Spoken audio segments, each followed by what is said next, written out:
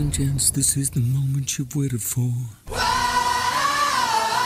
This is the greatest show! And now, here's your host, Clint Arthur.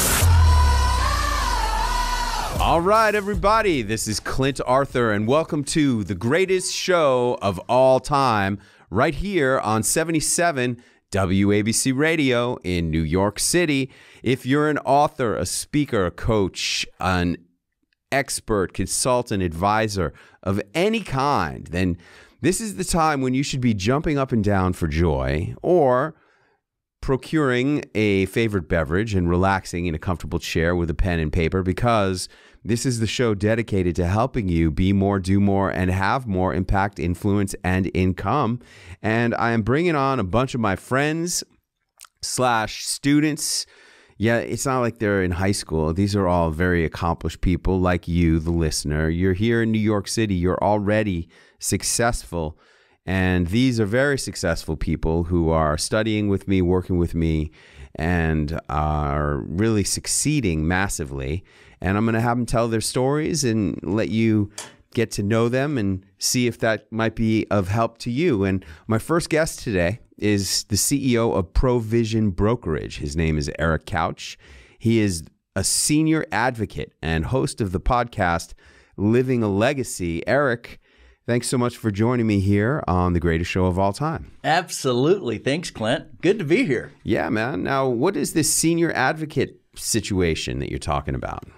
So I was the caregiver for my dad, and as part of that, I just learned so much on what it means. So I'd been in financial advising and all that for retirement planning for over 20 years, and I thought I really knew it until I was down in the trenches with my dad, and then I really learned what it meant to be a caregiver, and by taking care of him and then by being with him through the whole process from Alzheimer's to the day that he passed away, it just really lit a fire in me of all the stuff that they don't teach you in school that's absolutely critical to know if you're going to be a caregiver. And as such, I've become an advocate to stand up and protect seniors, and just to let everybody know, it doesn't matter what they're in. If they're in the lowest, worst place, or they're in the absolute most expensive, best place, or at home or whatever, you've got to have an advocate. What don't they teach you about being an advocate at the Harvard Business School?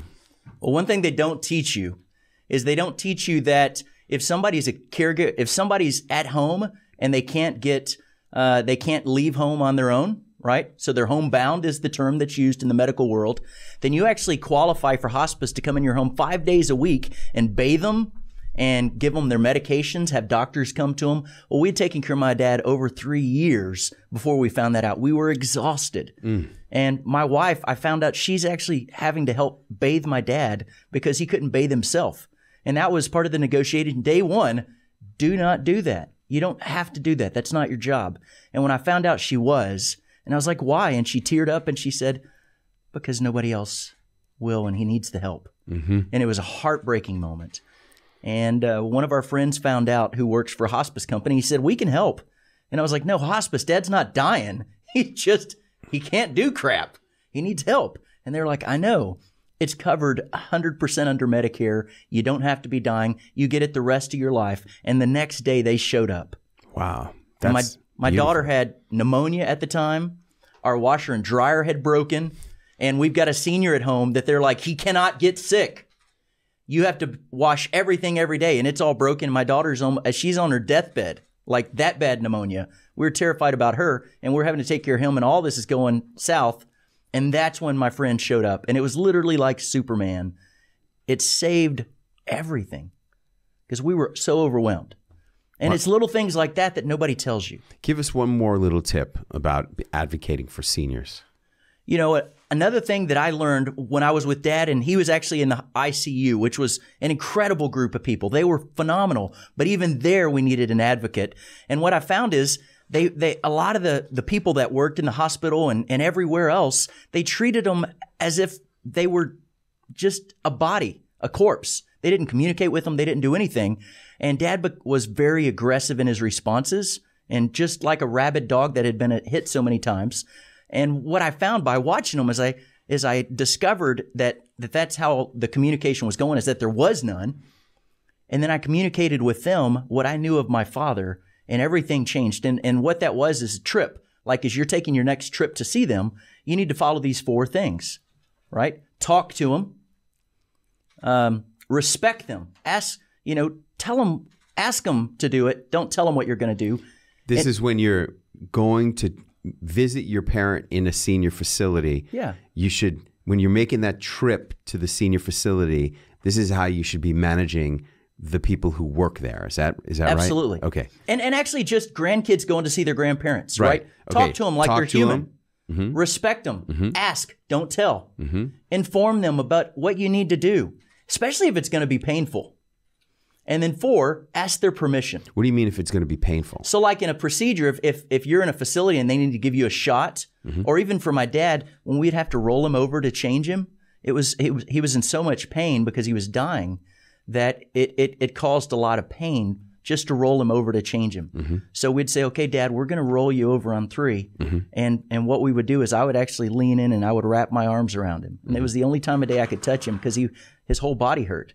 And I would wrap my arms around him and I got to hug my dad. And I would say, okay, we're going to go on 3. And on 3, I would effectively lift him and we would roll to the side.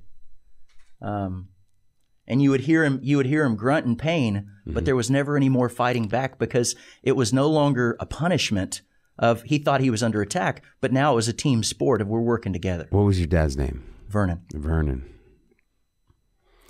Well, Vernon's doing a lot right now to help out people. Yes. I'm curious about, you're the CEO of Provision Brokerage, and yet you're here to talk about being a senior advocate.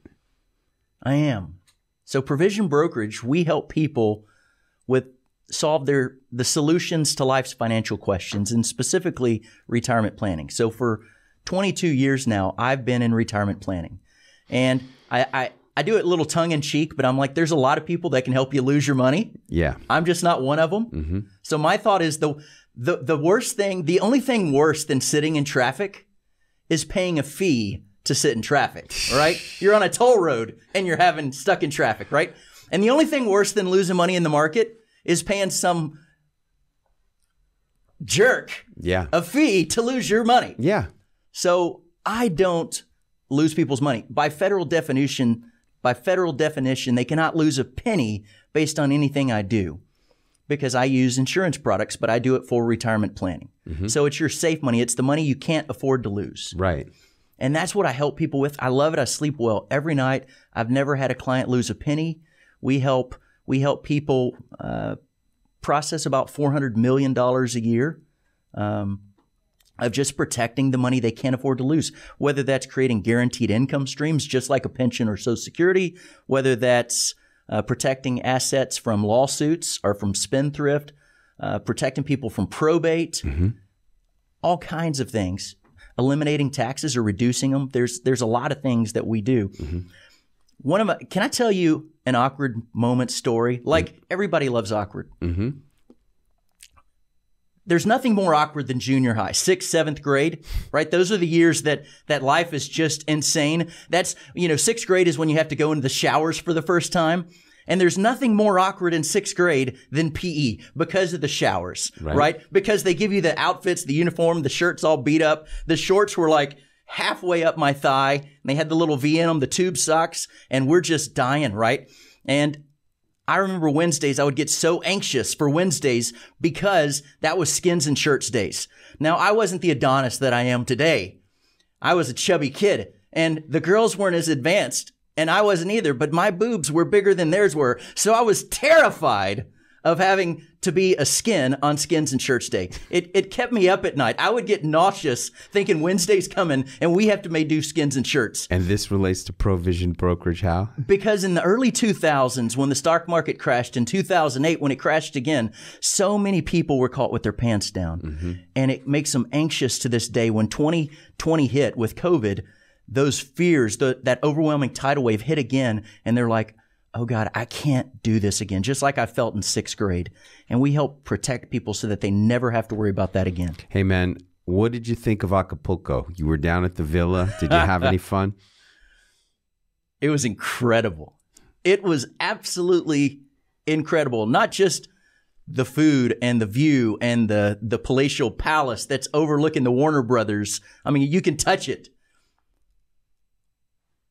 But the people, the community is really what takes you to a whole nother level. Thank you. We do have an amazing community of people.